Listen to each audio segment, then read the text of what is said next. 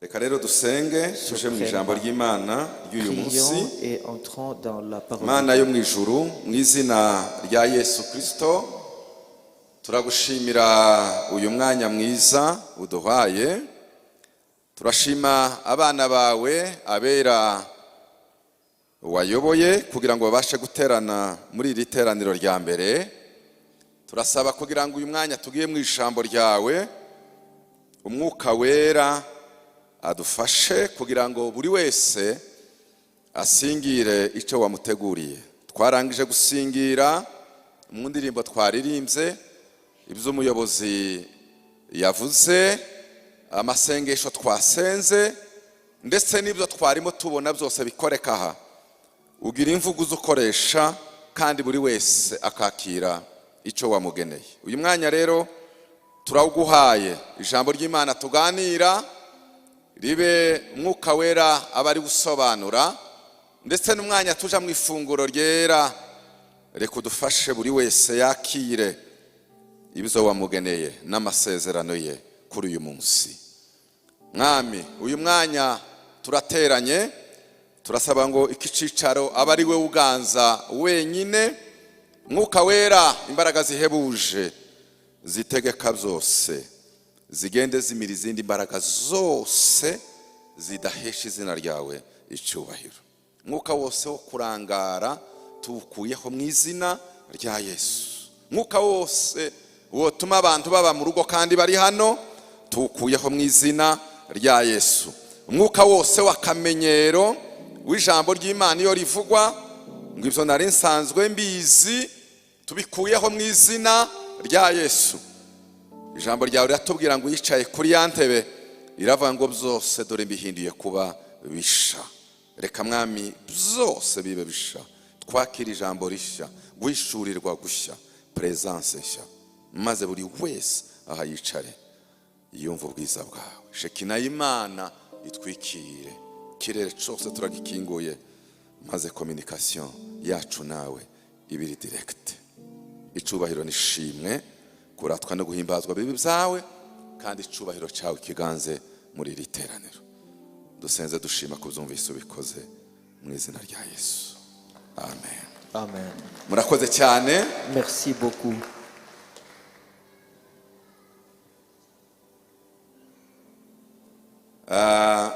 Reka dufate ijambo ry'Imana. Nous allons prendre la parole de Dieu. Riri muri Yakobo igice ni cyambere. Lisons la parole de Dieu dans Jacques chapitre 1er. Yakobo igice ni cyambere. Jacques chapitre 1er. Turahera ku murongo wa mbere tugeze ku murongo wa karindwi. À partir du premier verset jusqu'au 7e. Yakobo igice ni cyambere. Jacques chapitre 1er. Umurongo ni uwa mbere. Du premier verset jusqu'au 7e. Turageza ku murongo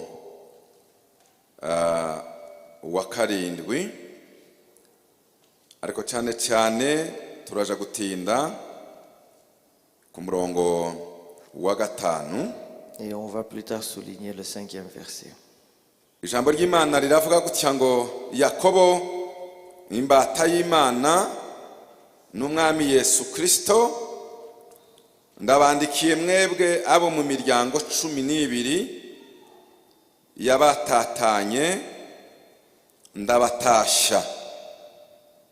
Murongo wa kabiri, bene data mwemere ko ari ibyishimo rwose nimugubwa gitumo nibibagerageza bitari bimwe. Mumenye yuko kugeragezwa ko kwizera kwanyu gutera kwihangana. Ndongera nsubire mu murongo wa kabiri, bene data mwemere ko ari ibyishimo, ari ibyishimo rwose nimugurwa gitumo nibibagerageza bitari bimwe. Mumenye yuko kugeragezwa ko kwizera kwanyu gutera kwihangana. ariko mureke kwihangana gusohoze umurimo wako, mubone gutungana rwose mushitse mutabuzeho na gato. 5, ariko niba hariho umuntu muri mwe ubuze ubwenge, abusaba Imana iha abantu bose, itimana, itishama, kandi azabuhabwa. 6, ariko rero asabe yizeye, ari ntacyo ashidikanya, kuko ushidikanya ameze nk'umuraba wo mu nyanja ujanwa n'umuyaga ushushubikanwa. 7, umeze atyo ye kwibwira ko azagira ico ahabwa n'Umwami Imana. Amen. Amen. Amen. Amen. Iri jambo niryo Mwuka Wera aduhaye kugira ngo tuganireho muri iki C'est gitondo. cette parole que le Saint-Esprit nous a donnée pour que nous puissions discuter ce Ndagira matin. gusa ngo byenda mbanze nshire muri contexte. Je veux d'abord contextualiser cette parole. Iri jambo turi buganire, teme iravuga ngo Le thème du ubwenge jour nico gisubizo ukeneye. dit la sagesse est la solution dont tu as besoin. Reka nongere nsubiremo, Je vais encore répéter. ubwenge La sagesse nico gisubizo ukeneye. est la solution dont tu as besoin. Hari ibintu nza ntekerezaho, Quelquefois, je pense à certaines choses. unda no kubivuga. Et des fois, je partage ces choses. Buriya Imana yacu iyo tuyisenze Quand nous prions à notre Dieu,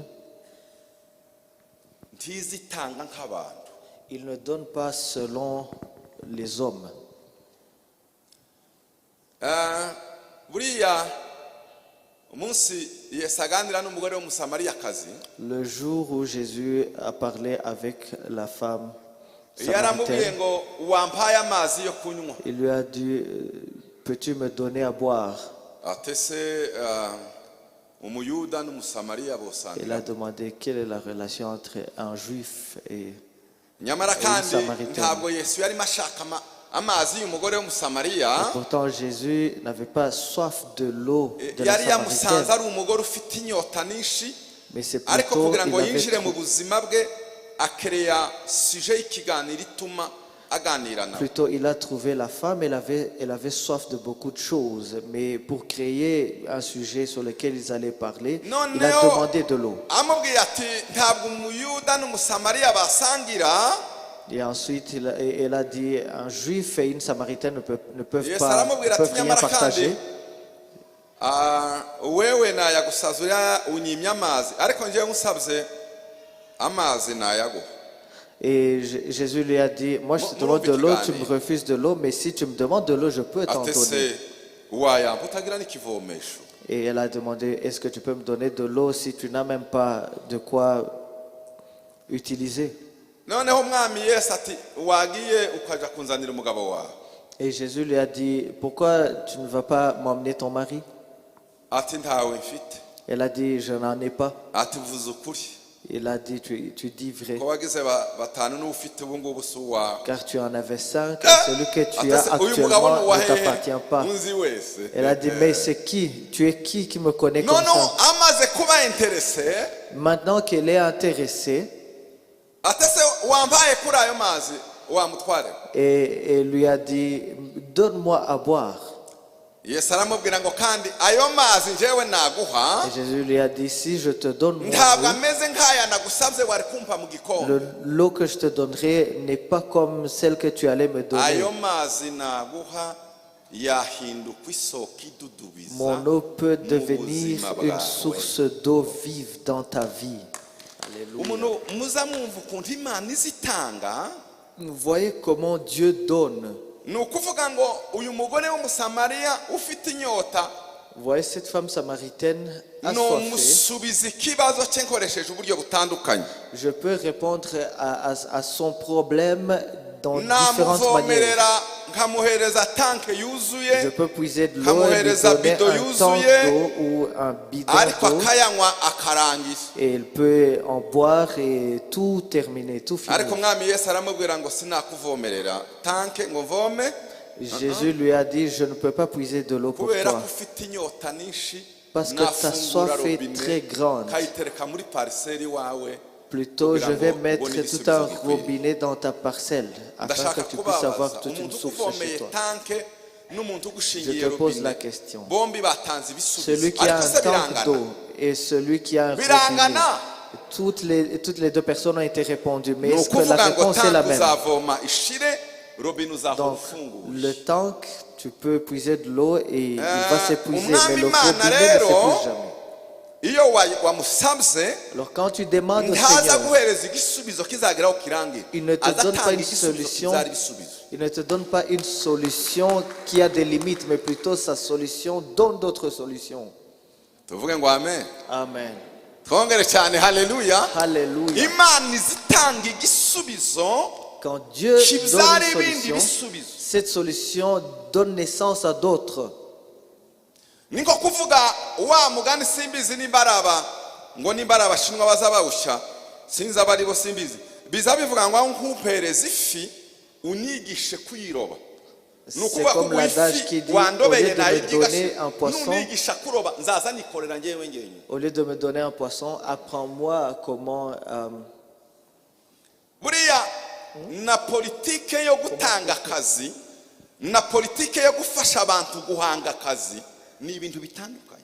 la politique de donner du travail aux personnes et la politique d'en créer ou créer des travaux, c'est deux différentes politiques. umwami Yesu umusabye imbuto ntaza kuzuriza imifuka, aza Si tu guterera demandes igiti à kugira ngo Jésus kizagihora kera. un fruit, il ne te donne pas tout un sac, plutôt il te donne un arbre. sema haleluya. Alléluia. aza guterera igiti kikamera, Il ukaza plante ugenda un ugasoroma. arbre où tu vas cueillir des fruits. impamvu nahereya, La raison pour laquelle j'ai commencé par cela, isomo ryacu ry'uyu munsi c'est que notre leçon du jour, ni isomo c'est une leçon rivuga ngo mu bibazo unyuramo, mu byifuzo bitandukanye, mu bihe bigoye, Imana izitanga igisubizo gitanga ibisubizo. Donc notre leçon du jour, c'est-à-dire dans tout ce que tu traverses, les problèmes que tu as, quand Dieu te répond, sa réponse donne des solutions à d'autres choses. Alléluia. Ko numva afite ikintu gikomeye cyo kubabwira uyu munsi. Et je sens que j'ai une très grande chose à vous dire, mais je trouve que vous n'êtes pas prêts.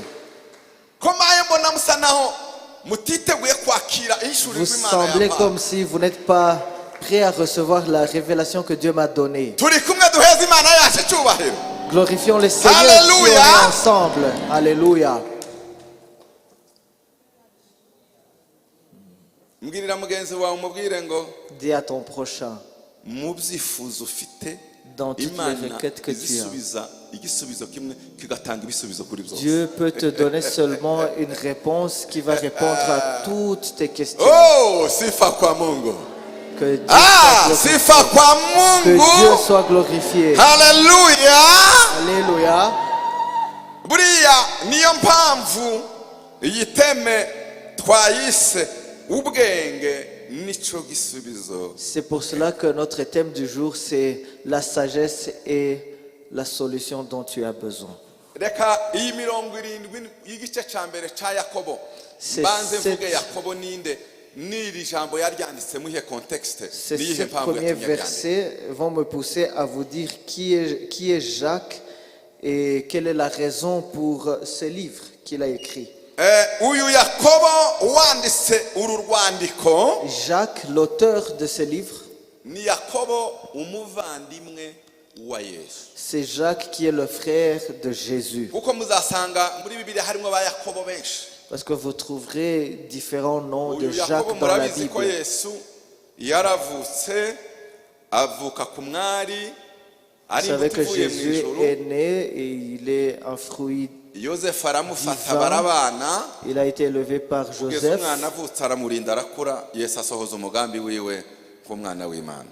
et Jésus a accompli son œuvre ici sur terre comme ariko fils de nyuma yaho Dieu. kuko Et yosefu après, nibwo yatangiye kubana n'umugore we babyara abandi bana. Joseph a uyu vécu yakobo yari avec umwe son mu épouse Marie bavandimwe ba Yesu. et Jacques est l'un des frères de Jésus. noneho agiye kwandikira urwandiko rwe Maintenant, quand il est allé écrire cet épître, arwandikira abayuda bari muri diaspora il l'a écrit aux Juifs qui étaient dans la kuko diaspora. bari baratatanye abayuda b'abakirisitu Parce que les Juifs batataniye chrétiens hirya no hino. étaient dispersés d'un peu partout. noneho yandika urwandiko rwo kubahumuriza no kubakomeza iyo bari batataniye hirya no Il leur a écrit cet épître pour les réconforter partout où ils étaient dispersés. hino. icya gatatu Troisième navuga, chose, je peux dire sur Jacques, aba bayuda yandikiye c'est que ces Juifs auxquels il a yabandikiye écrit bari cet mu épître, bihe bikomeye, ibihe bigoranye, ibihe bitandukanye. ils traversaient de moments difficiles et divers. kandi biragaragara ko urumva nyine abantu b'impunzi bagiye hirya no hino mu gihugu kitari Bien icyabo sûr, comme ils étaient des réfugiés un peu partout dans d'autres bari mu bihe nations, bitoroshe. ils traversaient des moments difficiles. muza musoma bibiliya Quand vous lisez la Bible, essayez de usomye ku comprendre. murongo wa kabiri urerekana context cyangwa se ubuzima b'abantu bari Parce que barimo. si vous lisez le deuxième verset, vous voyez le contexte. arababwira ngo bene data Il a dit, mes frères, mwemere ko ari iby'ibyishimo rwose nimugurwa gitumo n'ibibagerageza bitari bimwe. ni ukuvuga ngo byari byinshi bigiye bitandukana. regardez mumenye comme yuko sujet de joie kugeragezwa complète. ko kwizera kwanyu gutera kwihangana. Mes frères, regardez comme un sujet de joie complète les diverses épreuves auxquelles vous pouvez être exposés, sachant que l'épreuve de votre foi produit la patience.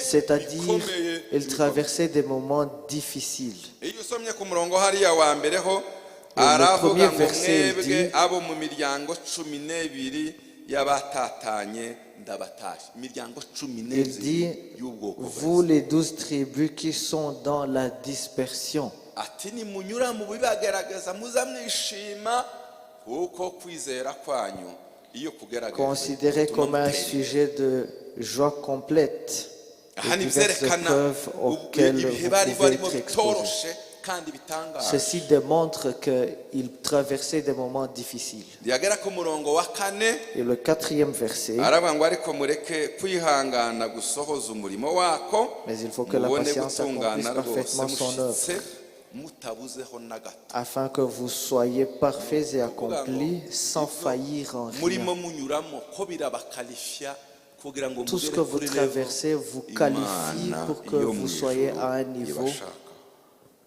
le niveau sur lequel Dieu veut que vous soyez.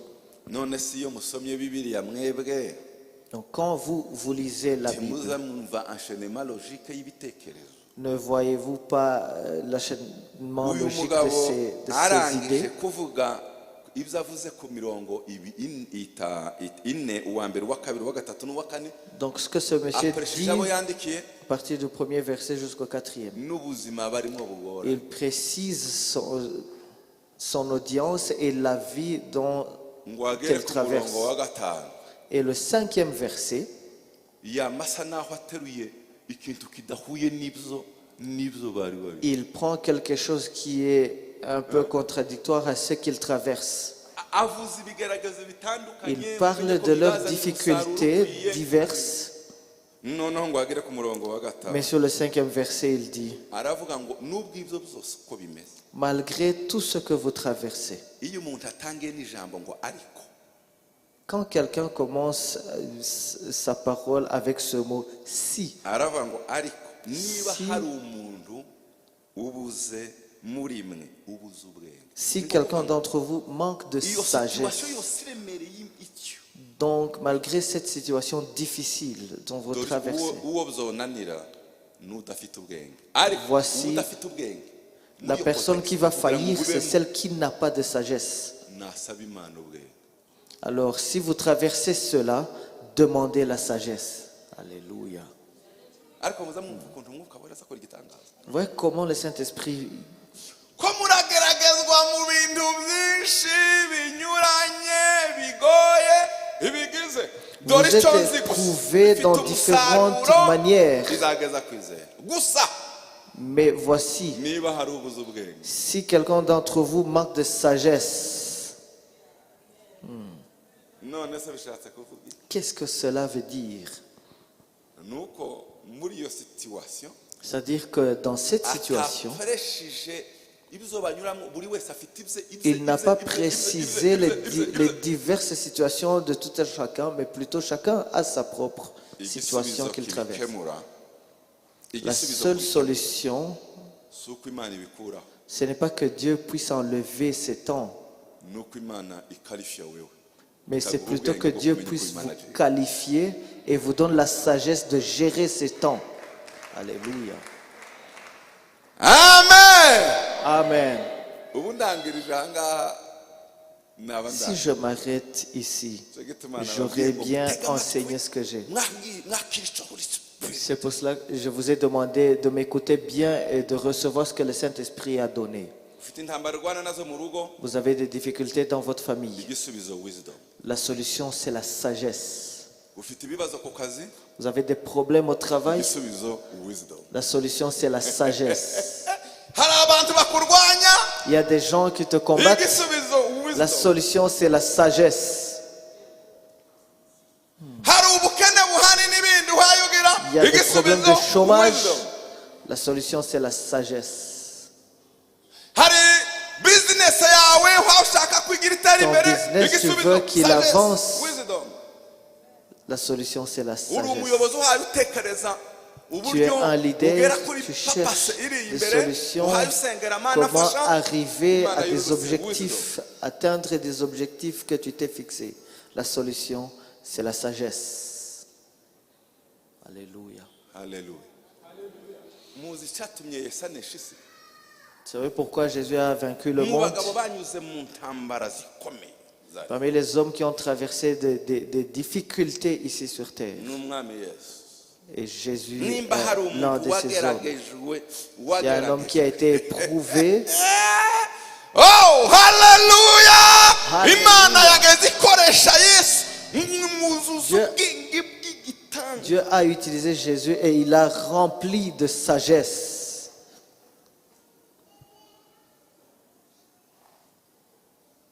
amen Amen. musarire yesu wageze umubaza ikibazo Imaginez, quelqu'un pouvait demander une question à Jésus akamenya ko ari question piège akamenya ko wamubajije ikibazo wamubajije et il saurait que c'était une question qui allait lui piéger. akakureba gutya nawe akakubaza ikindi Et il te regardait, au lieu de te répondre, il te posait d'autres questions. ukama wivuruguta wenyine Et cette question pourrait te confondre. ukabura oui ukabura no Tu ne- ugashaka ikirego Tu n'auras pas de solution, tu n'auras pas de oui ou de non. Et tu n'auras plus rien à l'accuser. muvuge ngo haleluya umunsi umwe ngo bashaka kumutega mu mategeko Un jour, on a essayé de atarakanyagwe de le piéger turamwishe, dans la loi. arapfuye. Oh, et Arapfuye uyu ils avaient munsi. pensé qu'ils allaient le ubwo tuer. dufashe uyu mugore w'umusambanyi Parce que comme n'inenda muvane yo gupfa kwa yesu baragiye bafashe wa mugore ati mbere yuko tumwica ils avaient dushake appréhendé impamvu y'uyu une mugabo femme kuko tumwereka. adultère, et ils ont dit, il faut qu'on... baramuzanye l'amène amategeko devant ya lui. Musa Ils ont yaravugaga dit, ngo umuntu la loi wese de Moïse bazafata dit, asambana bamutera tout celui qui sera pris dans l'adultère devra Yesu être yesu yaje lapidé à mort. Et Jésus est venu, ayigisha ubuntu et il est Ubuntu. venu en train d'enseigner la Kandi grâce. ntabwo bujyanye imwe ni Et extreme hariya indi ni cet hariya. enseignement de grâce était uyu munsi c'est arivuguruza un extrême qu'il n'était soit pas ashigikira amategeko familier ya Musa avec. namara ubuntu bwiwe burasenyutse Soit- aje mu buntu tumuregera amategeko ya Musa Soit il va suivre la loi de Moïse ou il va suivre la grâce baraza qu'il enseigne. baramubaza bamugejeje imbere ya sati mwami Yesu ati uyu mugore twamufashe dusamba arimo asamba amategeko aravuga ngo aterwe amabuye. Ils l'ont amené devant Jésus et ils ont dit, on l'a pris et il a commis l'adultère. Et la loi dit qu'il doit être lapidé. Qu'est-ce que tu penses? Igisubizo ni wisdom n'ubwenge. Et ce piège était un grand piège, mais la solution a été la sagesse. Noneho umwami Yesu amenya icyo bashaka Et le Seigneur a compris ce dont il arareba cherchait. nivuga ngo ye nimumutera amabuye Il a dit, si je dis oui, vous allez le lapider, ce que j'enseigne nivuga ati serait problématique. no naje kwigisha ubuntu nta mabuye Et si je dis urwanisha non, amategeko ya Musa ikirego kiri j'aurais combattu la loi de Moïse. arunama karabare Et il les a regardés, arabihorera. il s'est tu. Ese muzamubwira ngo igihe cyose bazabavuga Pensez-vous qu'on doit parler à chaque moment, ninde dans chaque wababwiye ko igihe situation? ninde wababwiye ko igihe cyose bazabavuga Qui vous a dit qu'on doit parler à chaque tiyavuze instant?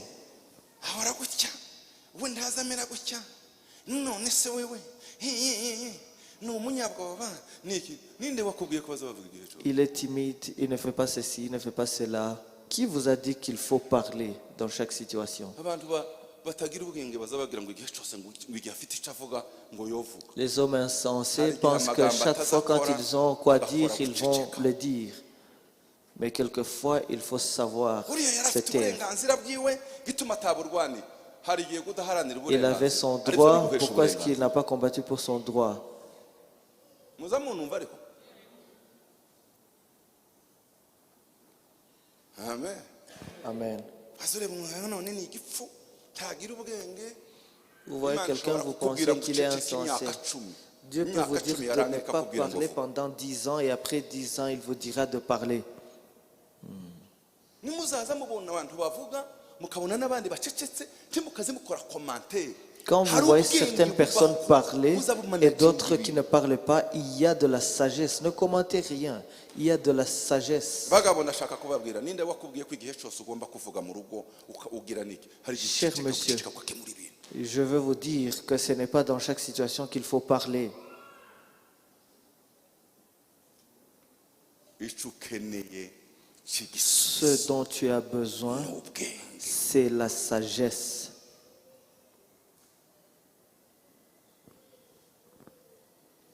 umwami Yesu Et le Seigneur Jésus, arunama ukarabare urumva il a ko levé bariko les yeux, il les a bamubwira ati, regardés. "Aha, bare."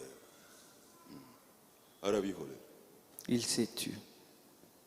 ngo arangize atangira kwandika hasi. Puis il a commencé à écrire sur terre. ariko neza ndanga umuntu bomubaza ukihorera abandi bagabo Vous posez la question à un monsieur, il se tait, mais plutôt il descend pour écrire.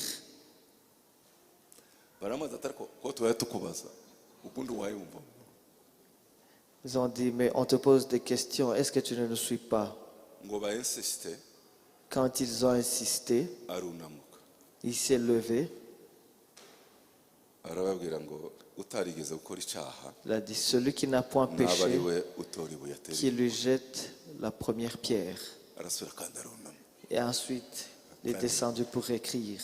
araceceka aho nza mbona ko Il agomba kuba s'est tu. yaratinze cyane mu kwandika araceceka Oh, gusa. je trouve ariko apparemment, nzabaza Yesu ningana il a mujese pris wa munsi longtemps. wari ko wandika iki hariya. Quelquefois, je me demande, mais qu'est-ce que tu écrivais l'autre jour? uzi icyo bisobanura Vous savez ce que ça veut dire? nuzaza wumva hari ibintu bimwe byaje uzi usa n'utabyumvise kandi wabyumvise. Quelquefois, quand on vous dit beaucoup de choses, Yewe, ntibaze batega amatwi ikintu cyose Faites comme kirimo si vous n'avez rien kivugwa, entendu. ngo utazumva ejo bundi umukozi ahaye agutuka amatwi gusa uza wumva ubwenge bukubwire ko usa naho utumvise. quelquefois, il faut écouter certaines choses et que la sagesse vous inspire de faire comme si vous n'avez rien entendu. araceceka. bagakubita akajisho Kubita akajisho. ariko simbizi siko ntaho nabisoma ariko bazavuga ngo komanteri ngo izivuga ngo yari kuko ahishurirwa ngo yari yandika ibyaha byose by'abantu bari aho ngaho liste urutonde Le commentaire dit que ce qu'il notait sur le sol, c'est qu'il écrivait les péchés de ceux qui étaient là. Tout celui qui jetait un œil là-dessus,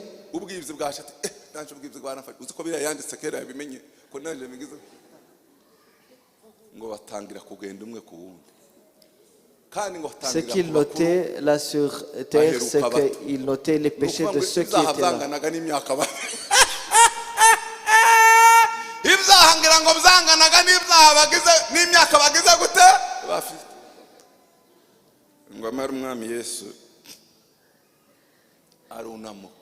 Et après que tout le monde soit parti, il s'est levé, il a trouvé que la femme était toute seule. Il lui a dit, femme, où sont ceux qui t'accusaient? Elle a dit, le vieux qui était ici, qui dirigeait le groupe, il est parti. Le second a fait la même chose, ainsi de suite, et tout le monde était parti. Il a dit, voilà, va, rentre chez toi en paix, mais ne pêche point. Amen. Amen. Dites Dites sagesse. Dites sagesse. Sagesse. Même si vous ne parlez pas anglais, dites wisdom. Wisdom. Même ceux qui ne parlent pas français, dites sagesse. Sagesse. Et les enfants qui ne connaissent pas le swahili, dites hekima. Mayele. Mayele. Mayele comme Kinyarwanda bisa naho atari byo.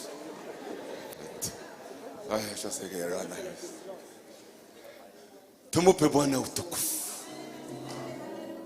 Sema haleluya. Alléluia. Mureke mbabwire iki kintu mwabakozi b'Imana mwe. Laissez-moi vous dire ceci, serviteurs de Dieu. Umwanditsi Yakobo arabandikira ngo ndabizi ko murimo munyura mu bintu byinshi. Jacques leur a écrit, je sais que vous traversez diverses épreuves. Mureke mbabwire uzi ko hari ibibazo bimwe uhanyuramo warabitewe no kubura ubwenge. Laissez-moi vous dire, il y a des problèmes dont vous faites face aujourd'hui à cause de votre manque de sagesse. Yewe sinza nshahirya ibintu inzana amavuga ibintu byose uko bimeze. Moi, je dis toutes choses telles qu'elles sont. Ngwiki kuravuga ugomeza uvuga uko bimeze sha nukuri. Je ne cache rien dans mon cœur. Je dis toutes choses telles qu'elles sont.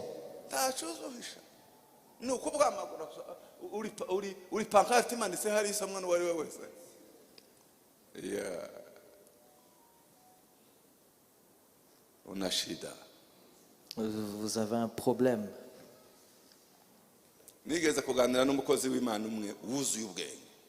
Un jour, j'ai parlé à un serviteur de Dieu, plein de sagesse. Oui, il est vieux, il m'a enseigné. Est-ce qu'on est toujours ensemble?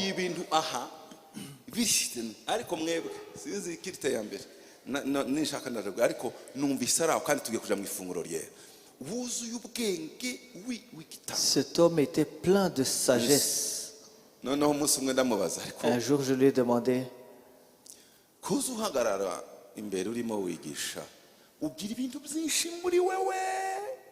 vous êtes là devant, vous enseignez, vous avez beaucoup de choses en vous.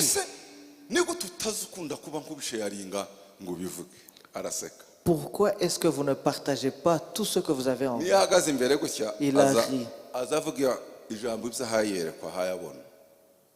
Et même quand il est là devant, il dit selon la révélation qu'il reçoit. Et il a ri. Il a dit, il y a des chrétiens qui n'ont pas de sagesse. Dieu peut te montrer des choses.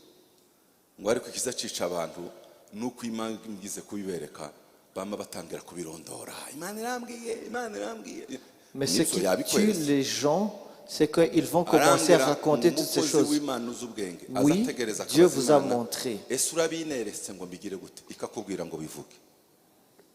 Voilà, imana ikweretse ibintu itarakubwira ngo bivuge, itaraguha faveur, wewe ukiheresha kubivuga, wateye intambwe imana itaguhaye. Mais quand Dieu te montre quelque chose, un homme sage, il va prier Dieu pour lui demander, tu m'as montré ceci, est-ce que tu veux que j'en parle? S'il te donne le feu vert, tu vas en parler. C'est un manque de sagesse de dire ce que Dieu ne t'a pas dit de dire. Parce qu'il peut te montrer certaines choses pour que tu puisses prier. Il peut te montrer certaines choses pour que tu puisses gérer ta façon de travailler ou d'agir et que cela soit une solution pour toi. Mais vous voyez certaines choses, vous allez sur social media pour proclamer tout. S'il veut que vous le disiez, il va vous le dire. Amen. Hallelujah. Alléluia.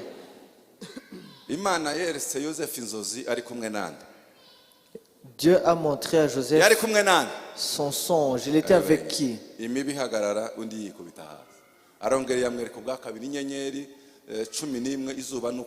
Dieu a montré les étoiles et la lune et le soleil. Un jour, j'ai lu la parole de Dieu qui m'a dit,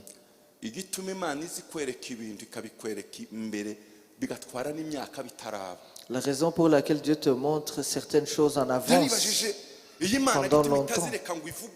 Je me suis posé des questions, je me suis demandé pourquoi est-ce que Dieu ne te dit pas quelque chose qui va se passer juste après cela. Il te dit une chose qui va se passer après 20 ans.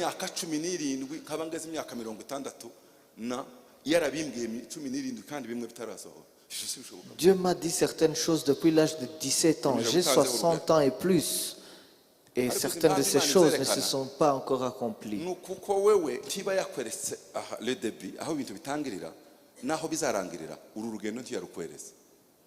La raison, c'est que Dieu peut te montrer le début et la fin de la chose, mais il ne te montre pas le parcours. Tu vas être très grand, tu seras ceci ou cela, mais il ne t'a pas montré ton parcours. L'a dit à Abraham dans le chapitre 12 de Genèse, je ferai de toi le père des nations, je te bénirai. Et tu deviendras une bénédiction. Celui qui te maudira sera maudit. Celui qui te bénira sera béni. Il avait 75 ans. Quand il avait 75 ans.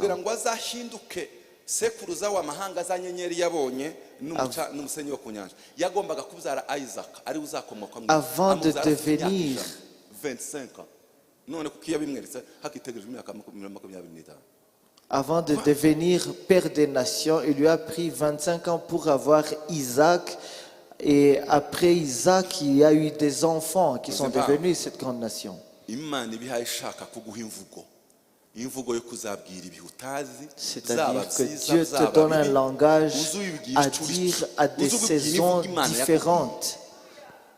Et tu diras ces saisons ce que tu es ou qui tu es, selon ce que Dieu t'a dit.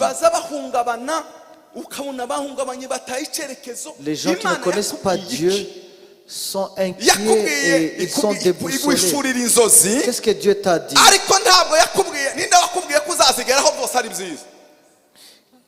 Il t'a donné des songes. Et qui t'a dit que tu vas aboutir à ces choses quand tout se passe bien?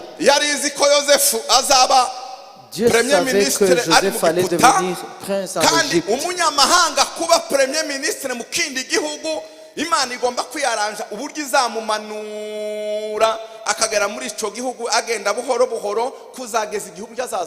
Pour devenir premier ministre dans un pays, Dieu devait orchestrer comment il allait envoyer Joseph en Égypte. Dieu savait qu'il allait être dans un puits.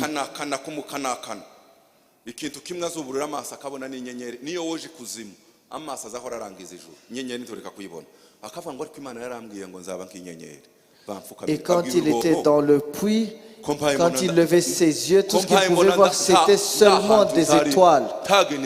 ubu si bwo buturo bwanjye no ntabwo imana yarambwiye ngo nzabike nzaba inyenyeri urwobo ruramuruka kuko wanze. Donc comme Dieu lui avait dit que les étoiles allaient prosterner devant lui quand il était dans le...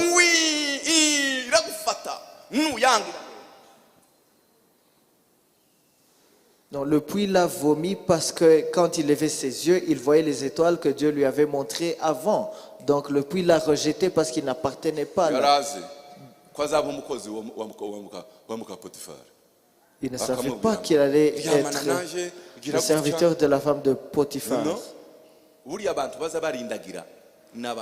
Quand elle lui demandait de coucher avec lui, il a dit non. niko kumubwira ngo ni jewe mwana nunumvira wari umukozi ndagupromotinga kugezaho numva ndi mu Potiphar nawe iyo utiyizi utagira icyerekezo. Quand tu ne te connais pas, quand tu n'as pas de direction, tu fais de n'importe quoi.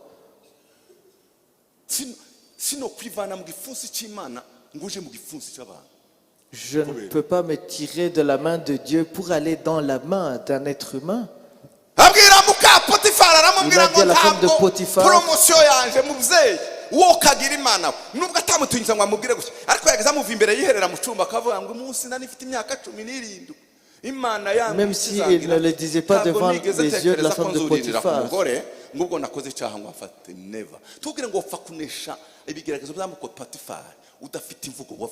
Tu ne peux pas combattre facilement les épreuves de la femme de Potiphar si tu n'as pas parlé personnellement avec Dieu. Il a été envoyé dans la prison. Alléluia.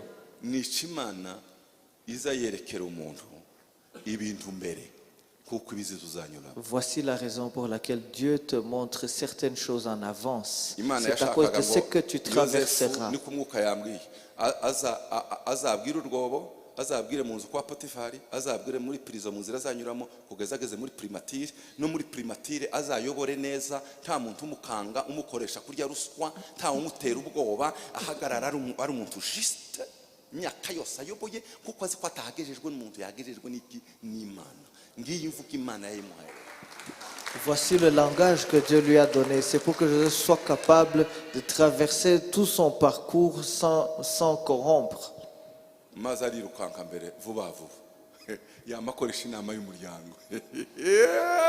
quand il a reçu son songe, il est rentré dire la réunion familiale avec Ruben et Judas et les autres. Sur ma couche l'année dernière, j'ai vu des étoiles prosternées devant moi. Dieu l'a laissé. Je t'ai donné un songe pour que tu ailles parler à tes frères.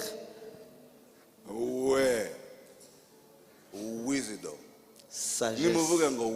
Dites sagesse. Quand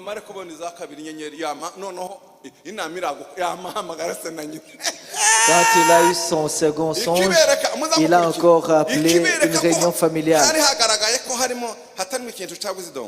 Ce qui vous montrera qu'il manquait de sagesse, c'est qu'après avoir dit cela, son père a commencé à dire, mon fils, les vieillards ont de la sagesse. Son père a dit, mon fils, ta mère et moi et tes frères, nous allons s'agenouiller devant toi.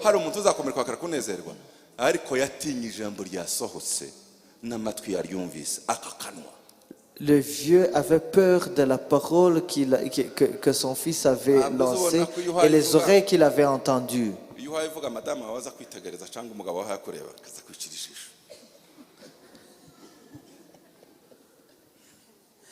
Vous ne voyez jamais quand vous parlez, votre épouse ou votre mari vous regarde et il fait un clin d'œil.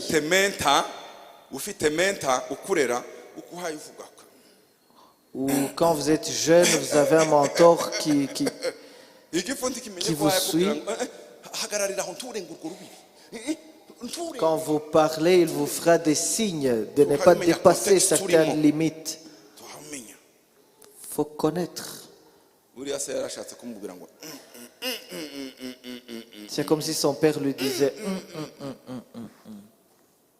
twagiraga umugabo wagiraga ubwenge bwinshi On avait un homme qui apana était wisdom plein de yagiraga ubwenge. sagesse. iyo yabonaga uhaye uvuga amafuti Quand il vous trouvait mu bandi bagabo dire des choses yageze yamatera akaruru ngo inutiles parmi les hommes, bariko ibitangaza ye il pouvait lancer des cris.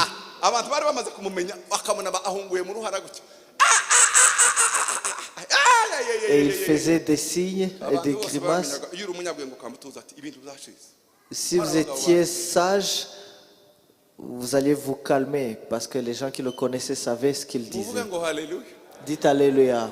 mwongere cyane haleluya Alléluia. none se umunsi bagiye kumufata bamuta mu rwobo bamujijije iki ka karosi kagize Et gute le jour, quand ils l'ont jeté dans le puits, qu'est-ce qu'ils ont dit? Ils mureke ont dit, tumufate celui qui a des tugire uko songes, dushaka kumugira turebe za nzozi nous allons, Ikibazo yazize inzozi nous allons le jeter dans ce puits à cause de son songe. Mais ce n'est pas son songe, c'est plutôt sa bouche. Imana yambwiye ngo mbivuge Il n'a pas su quand dire ce qu'il avait vu. Sagesse.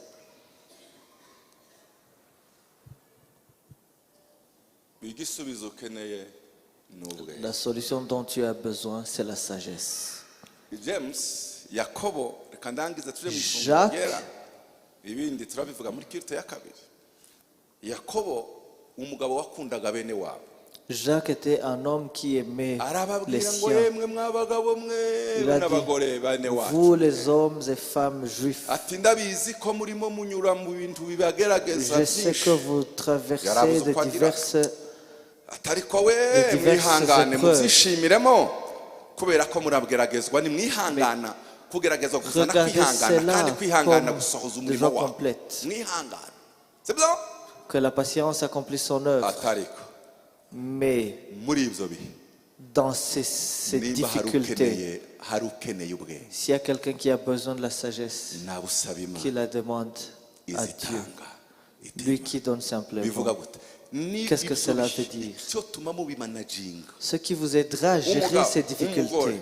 Femme, mukeneye homme, ubwenge bwo kumenya uko mubyitwaramo vous avez besoin de la sagesse pour savoir ndavuga comment vous gute y tenir. ndataha ryari ndicarana Qu'est-ce que je vais nande dire? Quand est-ce que ndakora je iki dois byose rentrer? n'ubwenge Avec qui je uyu dois uvuze me mettre? ndamusubiza gute Celui qui ibi parle, ubuzima comment est-ce que je vais buraha le iki répondre? kigeragezo kirasaba iki Voici cette épreuve a ese besoin biragenda gute requiert ceci. nimugira ubwenge muzamanaginga ibi bibazo byose murimo Si munyuramo vous avez la mwabarinda mwe sagesse, vous kandi pourrez gérer ces difficultés. bizatuma mwihangana Et kwihangana vous saurez comment être kubabyarire patient et la iterambere. patience vous donnera Ni le ukuvuga développement. sinzi ibyo uri munyuramo C'est-à-dire, je ne sais pas ce que kandi tu twese traverses. turanyura mu bitandukanye Et je sais que nous traversons tous des aya moments masengesho différents. y'iminsi 21 Ces prières de 21 jours usaba imana ubwenge demandent à Dieu la sagesse kugira ngo ugire ubushobozi bwo kubitegeka ibyo pour que tu puisses avoir la force de gérer ces ondes. uzaza uhura n'ikibazo Vous allez faire face à un problème. igisubizo gihabwe n'ubwenge uburyo ukimanaginga La solution viendra de votre sagesse, de comment vous allez vous y tenir. undi ahure n'ikiwe gisukwiwe imana imuhereza ubwenge y'uburyo akora kugira ngo igisubizo kugira gute kiboneke uriya nawe ahure n'ice niyenda ni mu rugo ku kazi imana imuhereza ubwenge bwo kumenya uko agira gute Chacun dans vos différents domaines, Dieu vous donnera de la reka ndetse sagesse. kubwira C'est moi vous dire. nuzaza ubona hari ibibazo byaje haba ari mu management y'abana Si vous avez des problèmes, même dans la gestion de kenshi vos hari enfants, ubwo à la maison, utosengera ngo mana uriya mwana namukweresegera wiki usengera imana ngo mpereze ubwenge menye uko managing uyu mwana quelquefois vous n'allez pas prier, dire Dieu je te montre cet enfant, mais plutôt vous allez dire donne-moi la sagesse de comment gérer cet enfant. niyenda wari warakubise wari wararakaye Peut-être vous l'avez battu dans votre colère. imana ikakubwira ngo umukunde cyane Et vous allez demander la sagesse à Dieu, il vous dira aime cet enfant le hari plus. ubuhamya nigeze rimwe hari kese yari iremereye Un jour, il y avait eu un cas très senga difficile. imana irambwira ngo ni urugamba Et j'ai prié à Dieu, il m'a dit c'est une bataille. maze kumbwira ko ari urugamba irambwira ngo Quand il m'a dit cela, il m'a dit, tuzagire n'umunsi n'umwe ugaragaza uburakari muri iki kibazo, ne montre pas de colère dans mwegere ces umuhamagare problèmes. umubwire ngo ndakumva cyane kabisa. Plutôt, Yo Paul, approche la personne et dis, je te comprends, turi wenyine, je comprends ce que tu traverses turi kumwe. et tu n'es pas seul. Et nous allons traverser tout cela ensemble. Tubisengere utuze igihe Prions, sois ko hari tranquille. ikindi cyakorwa, nzaba mpari kugufasha. Le jour où tu penseras qu'il y a autre chose qu'on puisse faire, je serai là pour te soutenir. Ndamuzana mushira ku mutima Je te comprends, je l'ai mis dans ma poitrine. kubera urukundo À cause de no l'amour. kumubwira gusa ko mwumva niyo yokora amakosa Et le mwintumva fait de lui kamubwira dire mwana urabizi que je le ndakumva, comprends, pe, pe, même pe, s'il pe. faisait certaines bêtises que je ne comprenais pas. dans un laps de temps ega attaque niwe ibishaka L'attaque, c'est toi qu'elle cherche. ubwenge ni ikintu gikomeye La sagesse, c'est quelque chose de très important. ni igisubizo Et c'est la solution ku bibazo byose à tout problème duhura nabyo. dont nous faisons face. mbwira mugenzi wangu ukeneye ubwenge Dites à votre prochain, vous avez besoin de la sagesse. kandi nimba utabufite Et si vous n'en avez pas, busaba imana. demandez-en au Seigneur. Umwanya wanje ni uyu nguyu katuje mu ifunguro ryera. Voici, c'est le temps de la Sainte Seine.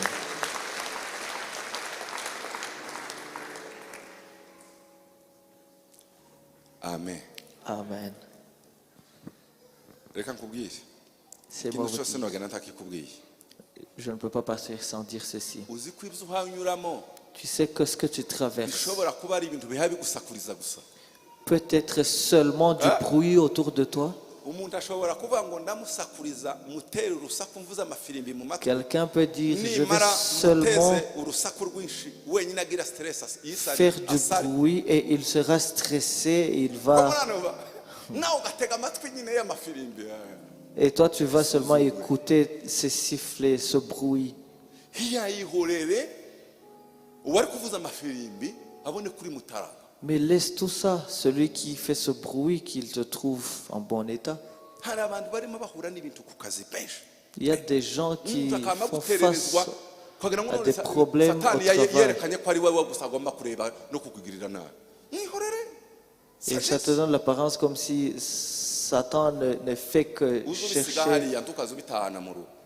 Numara ubwira Imana ngo mbwire uko managing iki kintu gusa. Ne rentrez jamais avec ces problèmes dans votre foyer. Laissez tout ça au travail. Uri umunyabwenge.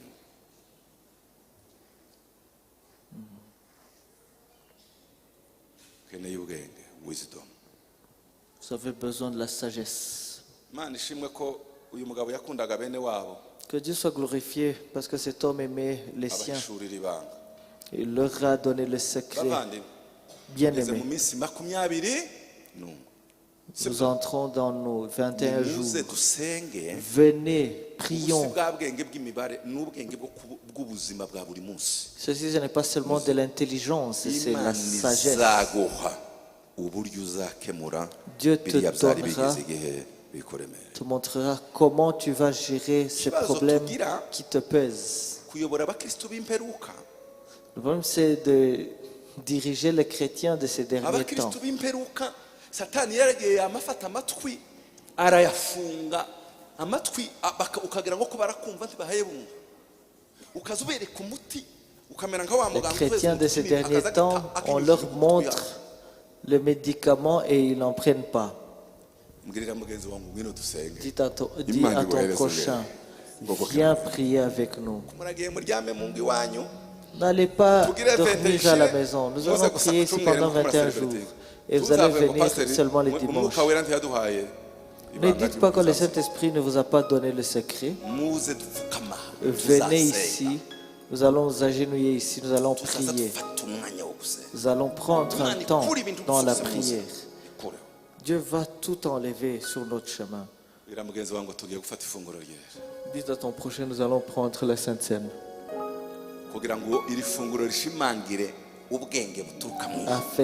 Afin que cette Sainte Seine puisse soutenir l'enseignement que nous avons reçu. abumvise bavuge ngo amen. Dites Amen si vous avez compris. Mwongere cyane. Amen.